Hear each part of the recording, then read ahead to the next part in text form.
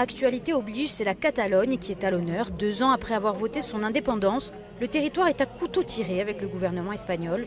Pour porter le message de la délégation cette année, une invitée spéciale, la sœur de Carles Puigdemont, ex-président de Catalogne en exil.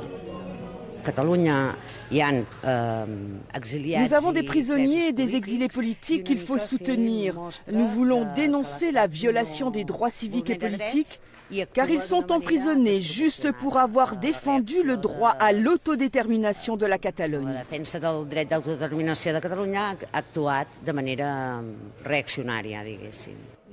Comparer les situations diverses des peuples sans État à travers le monde, instaurer le dialogue et pourquoi pas tirer les enseignements et s'inspirer de ce qui se fait ailleurs pour l'adapter en Corse, c'est le credo de Corsica Libera depuis 1981.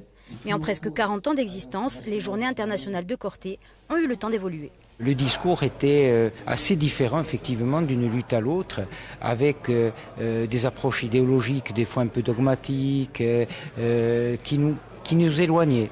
Et puis petit à petit, confrontés aux mêmes réalités oppressives, aux mêmes négations, au mur du refus qui nous est opposé lorsque nous voulons exprimer nos droits de peuple, eh bien on s'est aperçu qu'il y avait des choses qui étaient beaucoup plus similaires que ce qu'on pensait. Regarder vers l'international, mais aussi réaffirmer son positionnement sur l'échiquier corse, c'est le mot d'ordre. À quelques mois des élections municipales, Corsica Libera entend se recentrer sur ses fondamentaux, notamment en évoquant la situation des prisonniers dits politiques. Le compte n'y est pas. Il y a des gens qui vont encore passer en procès, il y a une personne qui est recherchée, il y a eu des condamnations très très importantes qui ont été prononcées il n'y a pas longtemps.